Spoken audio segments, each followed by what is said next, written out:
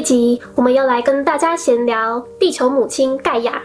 这个要从很久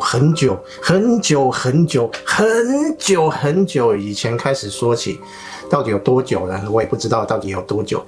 就话说这个地球刚刚形成不久，地球是太阳系里面的一个行星，那么太阳系呢是整个银河系里面一个比较新的星系，所以它的位置在银河系的边缘。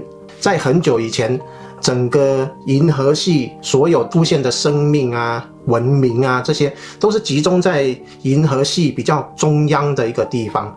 那时候太阳系在边缘，它是一个完全没有生命的一个星系。就在很久以前，有一些外星人他发现了，在很远的这个银河系的边边有一个很美丽的星系。哇，很漂亮，太阳系，然后里面有很多星球，发现有一颗星球非常的棒，很适合拿来改造。为什么要改造呢？因为要符合他们的人种生存的话，要做一些改变，无论是里面的空气啊、水分啊、海洋啊，全部都要做一番大改造。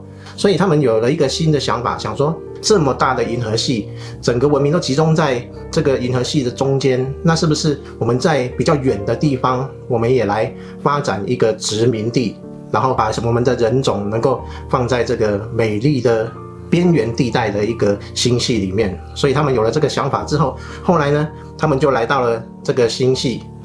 这个时候，地球是处在一种非常原始的状态，这个就是地球母亲的一个起源。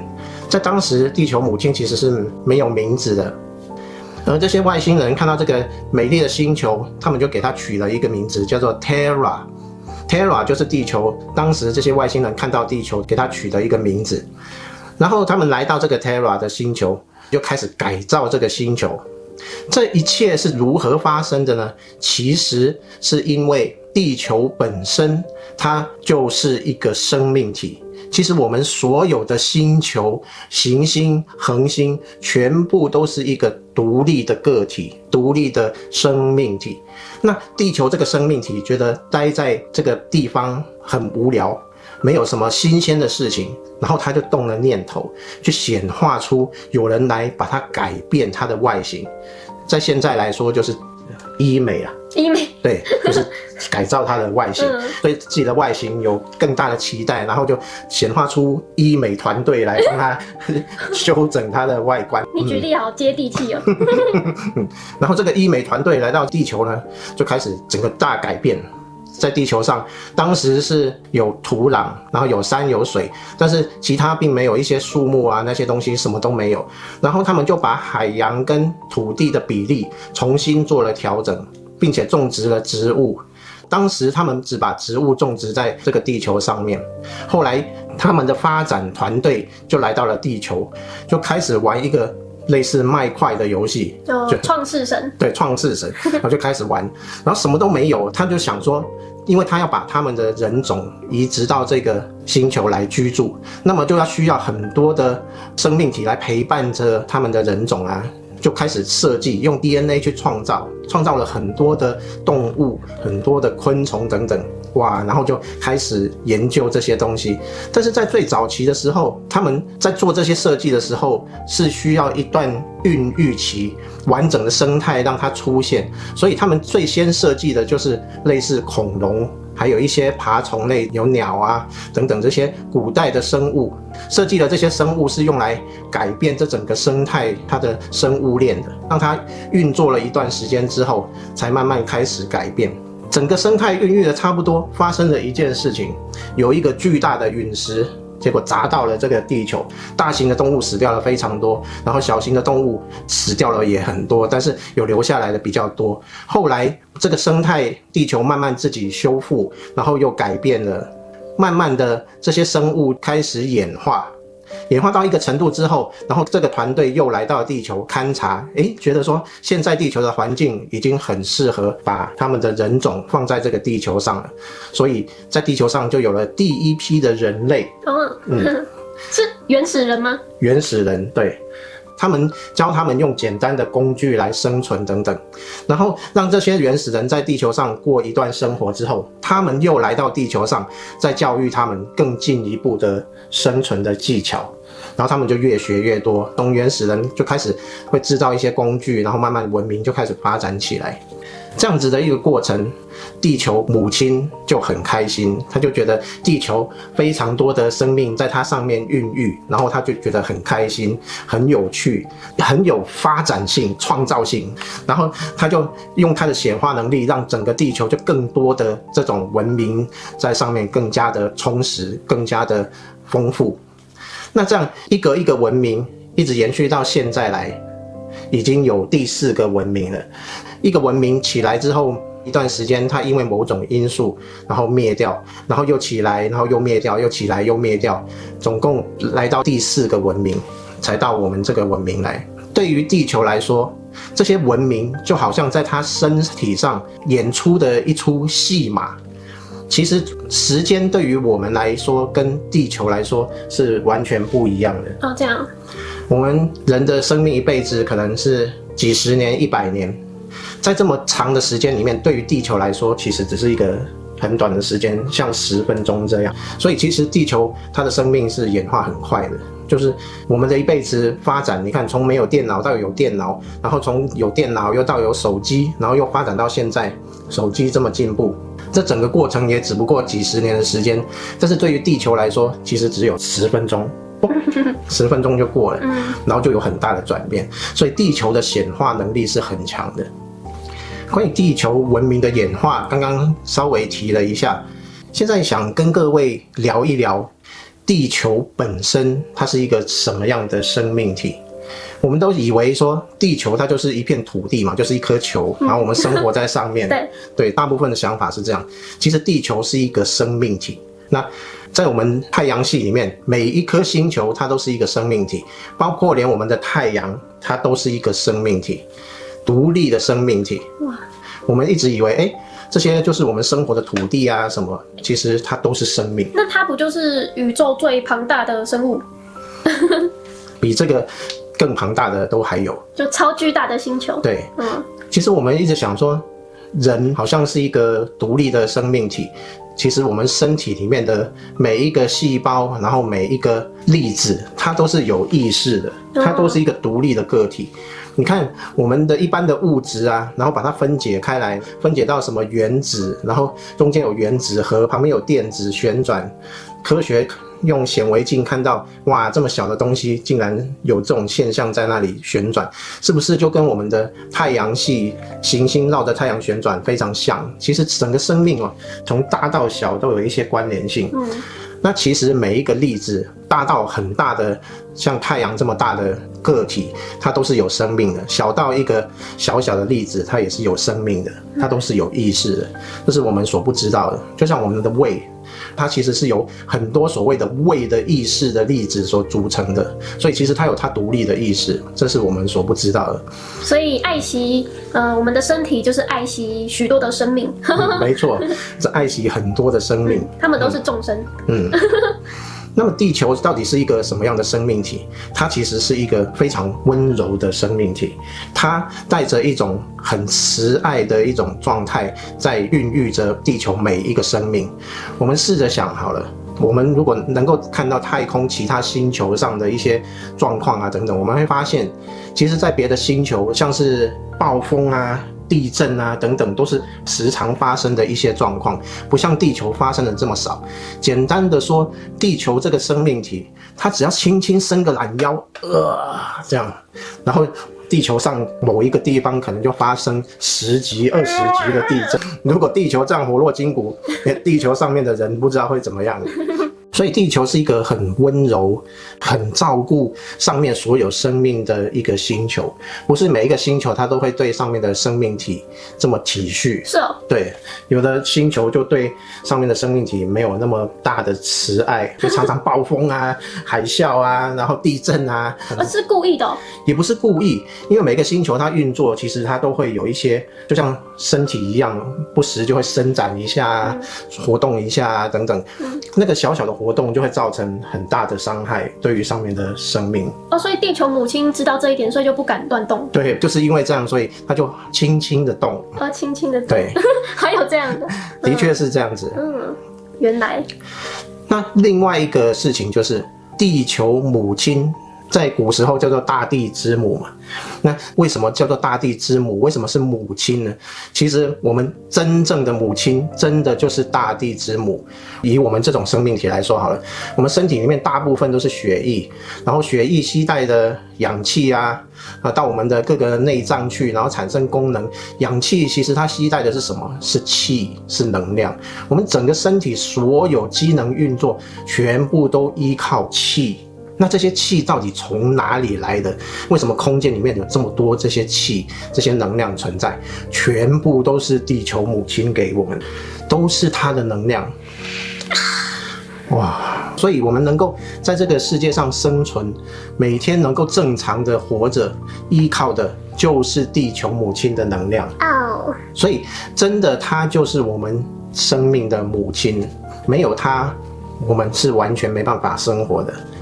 在最原始的时候，我们人类当然是一个精子跟一个卵子结合，它结合就依靠强大的这个气能量来生长，所以整个孕育我们生命的就是地球母亲。这个其实有很大的关系到显化。这就是又是一个秘密了。我们显化，我们把信念投射出去，然后它聚集显化成一个现象，回馈给我们。这个聚集的能量从哪里来？就从地球母亲来的。所以我们常常试着说要去显化一件事情，为什么显化不出来？因为我们没有跟地球母亲相应。是哦，我们踩在这个地上，我们的脉轮没有跟地球好好的连接，所以没有办法去让地球的能量跟我们的意识所投射出来的信念的能量能够完全吻合，而营造出那个庞大的场。所以要在地球上形成一个场，我们投射出的信念必须跟地球的能量能够完全的结合。这个有依赖我们比较低的脉轮。我们总觉得我们追求神圣，只要上3轮就好了，其他的脉轮都无所谓。其实海底轮跟地球之心脉轮有很重要的部分，就是你要显化一个现象，你必须把你的海底轮跟地球之心脉轮能够有很好的疏通，你才能够利用地球的能量去聚集这种形成现象的一个场。是不是？难怪那些很多修行人他们都很穷，然后都不太会显化。很多的一部分都是太注重上3轮，对，不平衡对，不平衡。就算他们不会觉得说金钱是一种罪恶什么，但是就显化不出应有的丰盛，就跟这个海底轮有关系，跟地球之心的脉轮有关系。对，甚至基本的生活都可能会有点困难，就可能没钱吃饭等等。所以地球的能量跟我们本身的显化有很密切的关系。今天就讲到一个秘密。原来是这样。对，这个秘密就是我们其实可以去呼求地球母亲跟我们产生连结。哇！没有听过这样的一个理论，但是今天就解锁新秘籍。解锁新秘籍。不管你要显化出一个什么情境，你都可以呼求盖亚母亲来连接你要达到的这个情境的场。它的能量会兼顾你这个场，然后会配合去让你达成这个场所应该有的所有的能量。所以你只要呼求地球母亲去帮助你显化什么，它就会赐予你能量。非常单纯，非常简单。地球母亲毫不吝啬，它庞大的能量随时都为你所用。这是一个大家都不知道的秘籍。在这个秘籍之后，我们要来聊一聊有关于回馈地球的事情，也就是我们从地球取得了这么多庞大的能量，然后孕育我们的生命，然后帮助我们显化，那我们又能给地球什么呢？我们都知道好像环保是地球一个很重要的一个项目，因为地球的树木都被我们乱砍伐，然后空气也被我们污染等等，这些都是造成环保的不好的一些现象产生，然后让地球形成不好的状态。但是其实这些状态对于地球来说都只是很表面的，就像破皮一样。甚至没有那么严重哦，它有点像污染了他的手臂。就有灰尘，有灰尘啊，有土啊，这样子，然后空气不好，就让地球形成一种皮肤过敏啊，这种情形啊等等。那其实对于他的身体来说，并没有很大的影响，但是真正对地球影响很大的一个事情，我们都不知道，都没有去想。普遍大众完全不知道，完全不知道，真的是完全不知道，完全不知道。我们生活在地球上面，我们跟地球的能量是完全结合的。我们人类的能量场是非常强大的，我们这种人种是宇宙里面一种非常高等的人种。我们的脉轮系统非常的完整，我们有强大的能量，所以每一个个体它都是一个强大的能量制造机。这样的一个能量制造机放在这个地球上面，每一个个体对地球的能量都有相当的影响力，所以每一个人的能量，它的频率高或低，都对地球有很大的影响，但是我们都不知道。对，一般人真的都不知道。所以真正的环保最重要的核心部分就是频率环保。频率环保是所有环保里面最重要的一个环节。什么是频率环保？也就是我们能够把自己的频率顾好，把我们的情绪顾好，这样就是一个最好的频率环保。大家可以参考我们之前拍的一部影片，叫做《大卫霍金斯能量图表》，可以看看什么是频率。那你的频率又在哪里呢？没错，所以基本上我们只要能让我们的频率维持在比较高的状态，我们对地球就是一个很好的帮助。而地球现在正在一种扬升的阶段，地球本身它正在提升它的能量，在这个提升的过程当中，它很需要所有的人类来提升自己的能量，带动地球能量的提升。这个就是地球目前的状态。所以地球很希望我们每一个人都能提升自己的能量，来帮助它提升它的能量。所以呢，这个环保的方面，不是说大家如果能够把环境污染啊等等都顾得很好，能够把外在的这些环保能够做得很好，但是每一个人自己的频率都很低，在这种情况下其实是没有办法让地球很美好、很开心、很健康的。目前地球是处于一种扬升的状态，当我们提供的能量频率是低频的，其实会让地球处于一种不舒适的状态。我们如果能够让自己的能量提高，然后处于一种高频的状态，地球就会处于一种舒适的状态。那他会比较喜欢环保吗？当然他还是喜欢环保的，他也喜欢他的身体漂漂亮亮、干干净净的。对啊，环保当然是比不环保好，但是这个不是重点，这个不是最重要的部分。我觉得如果世界上所有人类的频率都提升到一定的水平以上，那其实我觉得自然就会解决掉很多大部分的问题。对，就其实频率是最重要的啦。对，频率才是最重要的。所以与其提倡我们要环保，我们要吃素，不如提倡我们提升我们的频率。这样感觉是最快的。这样对地球帮助是最大的。对啊，而且频率提升，自然就不会有人想要为了吃肉而杀生。那杀生的人越少，肉就越少，那吃肉的人也会越少，因为没有人会选择杀生，而且也不会为了自己的私利去砍伐树木啊等等。对，过度的砍伐。所以我们可以提倡吃素，提倡环保，进化成提倡每个人让自己的频率提升，顾好自己的频率。这对地球来说才是最重要的事情。只不过这是不是还需要一些时间？因为有些人好像连灵性讯息都不会去接触。对于地球来说，所有的人类提升灵性到一个相当不错的成绩，还需要一段时间。这就需要大家共同的显化，共同的分享。分享我们的影片就是其中一个好方法。